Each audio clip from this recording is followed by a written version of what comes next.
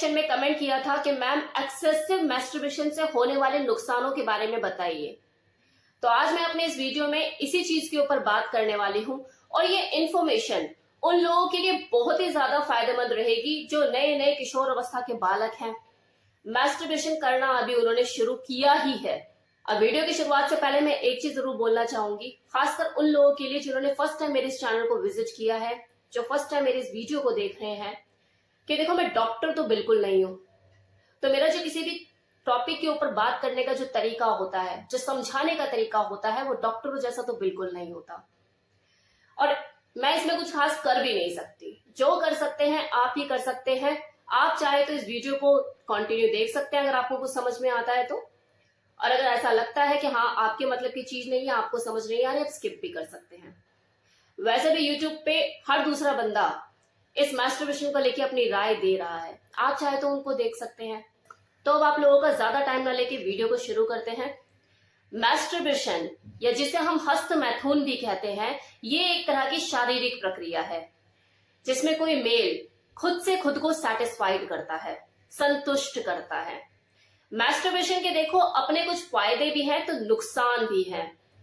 अब क्योंकि इस वीडियो में बात हम एक्सेसिव मैस्टरबेशन से होने वाले नुकसानों के ऊपर करने वाले हैं, तो इससे ये चीज तो साफ हो जाती है कि इसका नुकसान देखो तभी है जब आप इसकी ओवर लिमिट कर देते हैं। कहने का मतलब साफ है कि अगर आप किसी भी चीज की अति करते हो तो वो चीज जो आपको शुरू में फायदा दे रही थी धीरे धीरे नुकसान देना शुरू कर देती है। फॉर एग्जाम्पल भोजन, जिससे कि हमारा पेट भरता है, जो हम डेली बेसिस में करते हैं सुबह दोपहर शाम, जिससे हमें एनर्जी मिलती है। अगर हम इसको ओवर लिमिट कर देते हैं, मतलब कि स्वादिष्ट लग रहा है और खाए जा रहे हैं तो अगले दिन पेट खराब हो जाता है, डाइजेशन प्रॉपर नहीं हो पाती, वॉमिट जैसा लगता है, फिर डॉक्टर के भागना पड़ता है। तो ये देखो बिल्कुल वैसे ही चीज है। अगर कोई जरूरत से ज्यादा मैस्टरबेशन करता है, दिन में 3-3 4-4 बार कर रहा है, सुबह दोपहर शाम पिला पड़ा है, तो वो नुकसान उठाने के लिए तैयार हो जाए। पहला नुकसान, अंदरूनी तौर पर कमजोरी आना। ज्यादा मैस्टरबेशन करने से ये जो शरीर है आपका अंदर से कमजोर होना शुरू हो जाता है। बॉडी में वो पावर नहीं रहती, स्ट्रेंथ नहीं रहती, एनर्जी लेवल डाउन हो जाता है।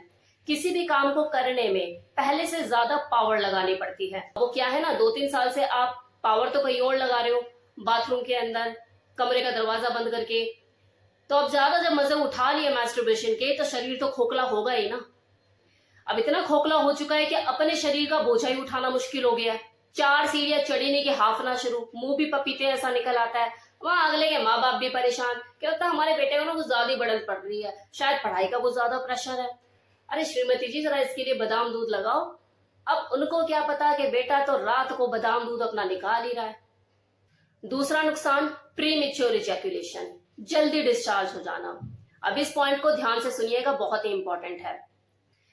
ये जो लत होती है हस्त मैथुन की, ऐसा जरूरी नहीं है कि इससे जो नौजवान लड़के हैं वो ही इससे पीड़ित रहते हैं। कितने ही ऐसे शादीशुदा मर्द होते हैं वो भी इस चीज का शिकार रहते हैं, क्योंकि ये जो लत होती है ये तो शादी से पहले ही लग जाती है ना। अब शादी हो गई लेकिन ये जो आदत होती है जल्दी से छूटती तो है नहीं।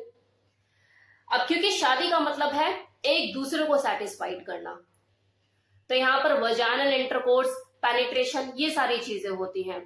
पहले ही दिमाग में साइकोलॉजिकल इश्यू जन्म ले लेता है कि यार मैं अपनी वाइफ को सेटिस्फाइड कर पाऊंगा या नहीं, खुद को तो मैं सेटिस्फाइड कर लेता हूँ, खुद का तो मेरा इतना टाइम है, क्या मैं अपनी वाइफ को उतने टाइम तक सेटिस्फाइड कर पाऊंगा या नहीं।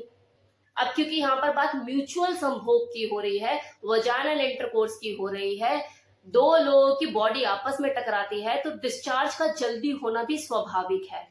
अब क्योंकि उसके दिमाग में तो ये बात घर कर चुकी है कि पता नहीं मैं अपनी वाइफ को सेटिस्फाइड कर पाऊंगा या नहीं, तो अगर सब कुछ बढ़िया चल रहा हो, वो उसे अच्छे से सेटिस्फाइड भी कर पा रहा हो, लेकिन बाय चांस किसी कारणवश 2 या 3 बार वो जल्दी डिस्चार्ज हो जाए, तो उसके मन में ये जो धारणा होती है ये परमानेंट स्थापित हो जाती है कि मैं तो अपनी वाइफ को सेटिस्फाइड कर ही नहीं सकता।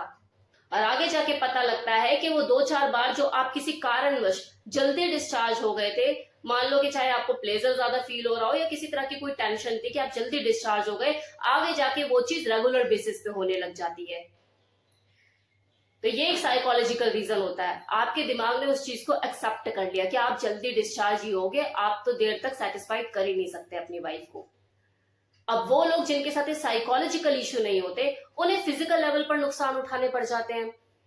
जैसे मान लो कि अगला 2-3 साल से रेगुलर बेसिस पे हस्तमैथुन या मैस्टरबेशन कर रहा है, हैंडपंप समझ के पानी खींचे जा रहा है। अब वो हैंडपंप के अंजर पंजर तो ढीले हो ही जाएंगे ना, सर्विसेज पे तो आपने ध्यान दिया ही नहीं। जेनिटल फ्री हो गए हैं, नर्वस सिस्टम वीक हो गया है, वजाइना में डालते ही फव्वारा फुस निकल जाता है। जो बीवी अगले की वो भी परेशान कि क्या है ये, क्या बला है, किससे शादी कर ली मैंने, टिक ही नहीं पाता है, या कुछ ज्यादा ही कर लिया क्या शादी से पहले। तीसरा नुकसान, स्पर्म क्वालिटी का लो हो जाना। वो लोग जो कि ज्यादा मैस्टरबेशन करते हैं, अति कर रखी होती है जिन लोगों ने, उनकी स्पर्म की क्वालिटी भी लो हो जाती है। वाटरी स्पर्म निकलना शुरू हो जाता है क्योंकि आपने अपनी बॉडी को कुछ दिया ही नहीं, निरंतर उससे काम लिए जा रहे हो, उसको रिकवरी के लिए तो कुछ दे ही नहीं रहे हो। तो क्या होगा, वाटरी स्पर्म निकलना शुरू हो जाएगा, उसकी क्वालिटी डाउन हो जाएगी। पहले अपने खाने पीने पे खुद ध्यान नहीं दिया, अपनी बॉडी की रिकवरी के बारे में खुद नहीं सोचा कि नहीं जी हम तो सुपरमैन है, अब डॉक्टर के कहने पर भी नहीं देना। क्या इज्जत का सवाल है, ऐसे थोड़ी ना, पत्ते खुल जाने के बाद भी शेर बने फिर रहे हैं। ऐसी नौबत ही क्यों आने दो, लिमिट में रह के करो। अगला नुकसान, इरेक्टाइल डिस्फंक्शन, मतलब पीनस का पूरी तरह से खड़ा ना हो पाना।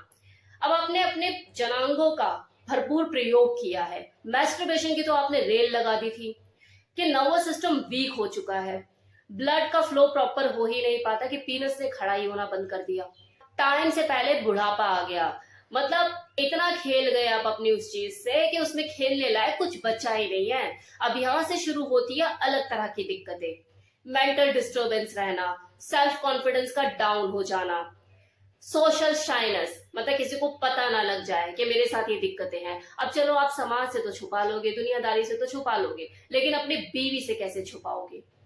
यहां से फिर देखो हीन भावना भी डेवलप होना शुरू होती है।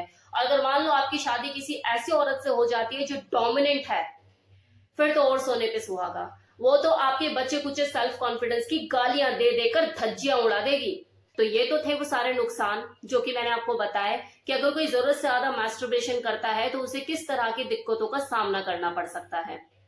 अब देखो कोई समझदार इंसान होगा ना, वो इन 3-4 जो मैंने नुकसान बताए उसी में समझ जाएगा। मुझे ज्यादा पाठ पढ़ाने की जरूरत है ही नहीं कि मैं ये भी बता दूं, वो भी बता दूं, ये भी बता दूं। मैंने इन 3-4 नुकसानों में सब चीजें कवर कर दी हैं।